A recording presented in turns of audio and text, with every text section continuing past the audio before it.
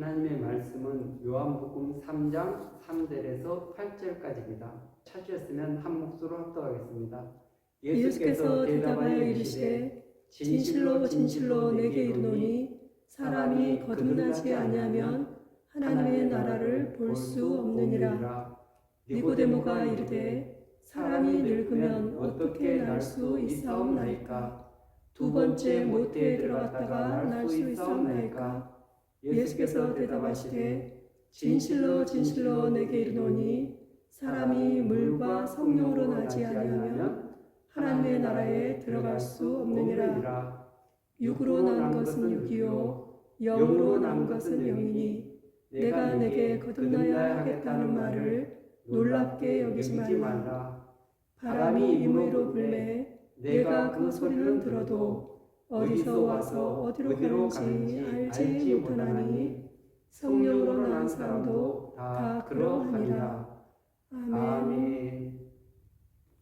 할렐루야. 아멘. 오늘 또 예수님 안에서 좋은 일이 일어날 줄로 믿습니다. 아멘. 오늘은 요한복음 3장 3절에서 8절 말씀으로 성령으로 새롭게 된 사람, 이런 제목으로 함께 말씀의 공부 시간으로 들어가도록 하겠습니다. 많은 사람들이 이 신앙의 길에서 우리가 바른 진리를 알지 못하면 하나님과 깊은 관계 속으로 들어갈 수가 없습니다. 그리고 그분을 깊이 알 수가 없습니다. 특별히 우리 한 분 한 분은 하나님을 만나야 될 줄 믿습니다. 만날 뿐 아니라 믿어야 될 줄로 믿습니다. 예수님을 만난 사람은 다 변화를 받습니다. 새로워집니다.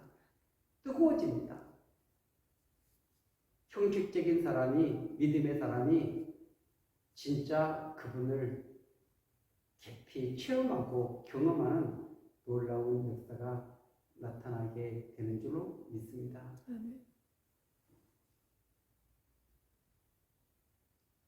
특별히 우리가 성령 강림제를 보냈는데 구약과 신약 이 부분들을 우리가 바르게 볼 수 있는 눈이 열려져야 됩니다. 왜냐하면 구약의 그 모델이 신약에 또 적용되고 있기 때문에 그렇습니다. 하나님은 출애굽한 이스라엘 백성들을 6월절을 지키게 만들고 그 다음에 홍해를 건너서 시내산 앞에서 이스라엘 백성들과 언약식을 갖는 그날이 오순절날이었습니다. 예수의 피를 발라서 그래서 그 죽음의 사자가 건너간 그 사람들이 이제는 시내산 앞에서 하나님과 언약을 맺는다는 것은 그것은 하나님이 그들의 하나님이 되고 그들은 하나님의 백성이 되는 것입니다. 출애굽기 19장에 보면은 이렇게 나와 있습니다.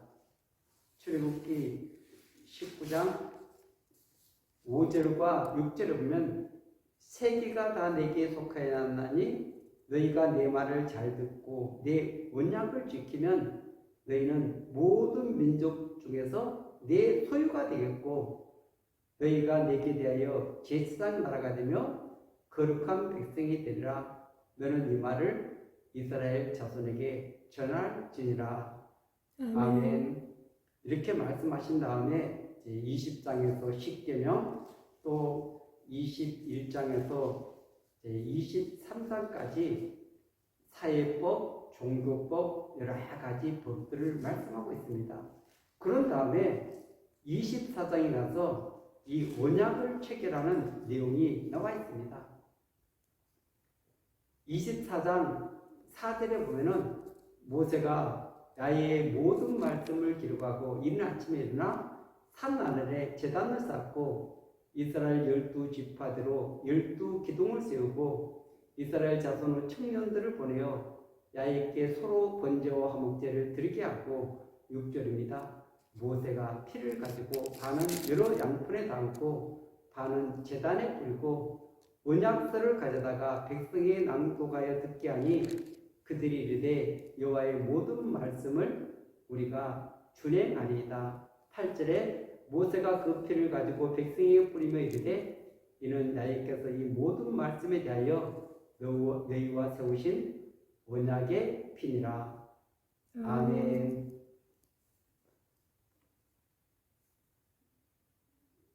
모세가 그 모든 계명을 기록을 합니다. 그리고 다음에 그 시내산 아래다가 제단을 쌓습니다. 그리고 이스라엘의 그 12지파대로 기둥을 세우고 서로 번제, 화목제를 드리고 그리고 그 소를 잡아서 피를 가지고 반은 여러 양푼에 담고 반은 그 제단에 뿌리는 내용이 나와 있습니다. 그리고 언약서를 가져다가 백성들 앞에서 낭독하면서 그러면서 이 백성들이 야훼의 모든 말씀을 우리가 준행하겠습니다. 이제 이렇게 한 다음에 그 피를 백성에게 뿌리는 내용이 나와 있습니다. 그래서 하나는 제단에 뿌리고 그리고 여러 양품에 담은 그 피를 백성들에게 뿌려서 그래서 이 세우신 언약의 피다. 언약의 체결식이 이렇게 이루어진 것입니다. 그런데 여기에 나와 있는 이 백성들은 이스라엘 백성들만 아닙니다. 거기에는 수단 잡종들도 있었다는 것을 성경은 기록하고 있습니다. 출애굽기 12장 38절에 보면 37절과 38절에 보면 이스라엘 자손이 라암셋을 떠나서 숫곳에 이르니 유아예에 보행하는 장정이 60만 가량이요 수많은 잡족과 양과 소와 힘이 많은 가축이 그들과 함께 하였으며. 아멘. 그래서 라암셋을 출발해 가지고 숫곳에 이르렀는데 거기 유아예에 보행하는 장정이 60만 가량이다. 이렇게 말씀하면서 38절에 수많은 잡족이 여기 등장하고 있습니다. 그래서 출애굽한 이스라엘 백성들과 섞여 있는 수많은 잡족들이 함께 출애굽을 했던 것을 우리는 알 수가 있습니다. 그래서 이스라엘 백성뿐 아니라 여러 섞여 있는 이런 사람들과 그래서 애굽의 종들, 애굽 사람들 이런 많은 사람들과 이렇게 언약식을 체결하는 내용입니다. 이것은 이 오순절날 지금 이 언약식이 체결되는데 그것은 이스라엘 공동체가 탄생됐다 이렇게 말씀하고 있는 것입니다. 구약의 오순절은 하나님이 언약을 세우고 그 다음에 그 신앙 공동체가 탄생했던 같이 신약의 오순절도 성령이 이 땅에 오심으로 말미암아서 교회의 공동체가 탄생됐다. 교회의 생일이 되었다. 이렇게 말씀하고 있는 것입니다. 그래서 이 오순절은 성령의 강림으로 말미암아서 하나님의 나라의 모형인 교회의 공동체가 탄생되어서 그래서 계속 그 교회의 공동체가 이렇게 늘어가고 성장해가는 과정을 우리에게 말씀하고 있습니다. 그래서 이 절기라는 것이 굉장히 중요한 의미를 가지고 있습니다. 레위기 23장에 보면은 23장 2절에 보면은 이스라엘 자손에게 말하여 이르라 이것이 나의 절기들이니 너희가 성회로 공포할 여호와의 절기들이니라. 그러면서 이 4절에 보면 이것이 너희가 그 정한 때에 성회로 공포할 여호와의 절기들이니라. 이 유대인의 절기다 그러지 않고 나의 절기, 야훼의 절기라고 이렇게 말씀하고 있는 것입니다. 그래서 이 절기라는 말은 원문에는 히브리어로 모에도라는 말입니다. 만나기로 약속을 정했다는 것입니다. 하나님께서 너희들과 만나기로 약속한 그 날들이 유월절, 그 다음에 부활절, 오순절, 그리고 초막절 이런 절기들을 통해서 하나님이 이스라엘 백성들과 만나겠다 이렇게 말씀하고 있는 것입니다. 이스라엘 백성들과만 만나는 것이 아니라 구원을 받은 하나님의 백성들을 구원받을 하나님의 백성들을 만나서 그래서 그 공동체 안으로 들어오는 놀라운 역사가 만남을 통해서 이루어지고 있다는 것을 우리는 알 수가 있습니다. 그렇기 때문에 이 오순절은 그냥 정해진 것이 아니라 구약의 유월절, 그 다음에 초실절, 그 다음에 이 오순절이 이렇게 나와 있는 것 같이 신약에도 예수님이 그 십자가 사건, 그 유월절 사건, 그리고 사흘 만에 부활하고 부활의 사건, 그리고 부활 후에 50일째 되는 이 오순절 사건, 이것은 하나님이 정해놓은 시간들입니다. 그 정해놓은 시간들을 통해서 하나님을 만날 수 있는 귀한 은혜를 베풀어 주고 계시는 줄로 믿습니다. 그래서 이 요한복음에서 지금 예수님이 이 니고데모에게 사람이 거듭나지 않으면 하나님 나라를 볼 수 없느니라 이렇게 말씀하고 있죠. 니고데모는 유대인의 지도자입니다. 사내들인 공회의 회원이었습니다. 그러니까 유대인을 대표하는 사람이라고도 이렇게 말할 수 있는 것입니다. 그가 밤중에 예수님을 찾아온 것은 그에게도 영생에 대한 고민이 있었다는 것을 알 수가 있습니다. 그는 부족한 것이 없는 사람입니다. 생활로 보나 사회적인 지위로 보나 모든 것을 다 갖춘 사람입니다. 그런데 그에게 영생에 대한 그런 궁금증이 있어서 예수님 앞으로 나왔습니다. 그래서 예수님께 하신 말씀이 하나님께로부터 오신 선생인 줄 아나이다. 하나님이 함께하지 않으면 당신이 행하시는 이 표적을 아무도 할 수 없습니다. 그랬을 때 예수님이 그 심중을 찔러보시고 사람이 거듭나지 않으면 하나님의 나라를 볼 수 없다 이렇게 말씀하고 있는 것입니다.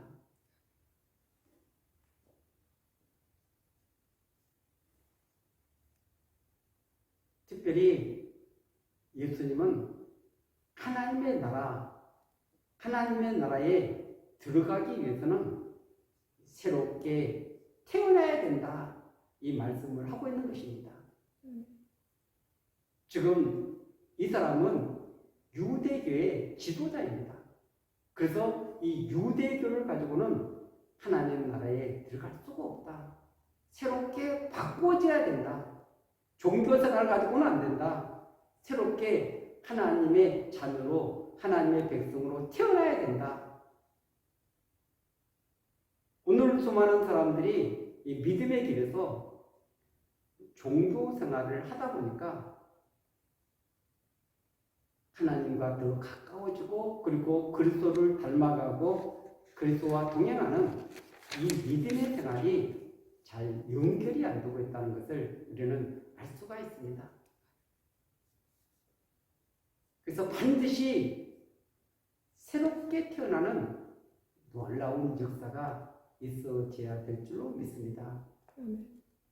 주님은 6절에서 요한복음 3장 6절에서 육으로 난 것은 육이요 영으로 난 것은 영이니 내가 네게 거듭나야겠다는 말을 놀랍게 여기지 말라. 그러면서 바람의 비유를 통해서 성령으로 난 사람도 다 이러하니라 이렇게 말씀하고 있습니다. 아멘. 우리가 이 부분을 좀 더 깊이 한번 들어가 봐야 됩니다. 왜냐하면 이 요한복음 마지막에 가가지고 예수님께서 그 제자들에게 하신 말씀이 있습니다. 요한복음 20장에 보면은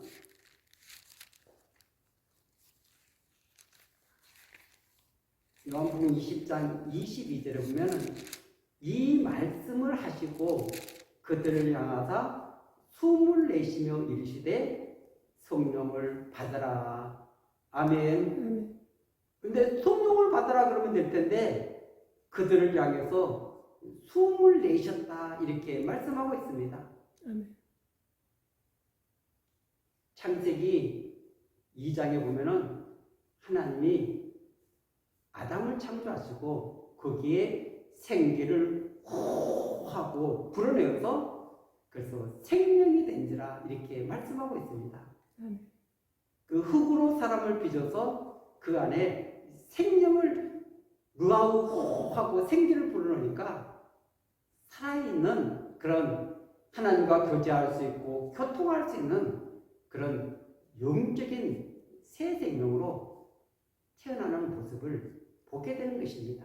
아멘. 그 아담이 타락하고 난 다음에 하나님과 교제가 끊어졌는데 이제 이 성령님을 통해서 다시 루아우 그 생기를 불어넣어서 새로운 하나님과 교제 속으로 들어가는 놀라운 은혜를 우리에게 말씀하고 있는 줄로 믿습니다. 아멘.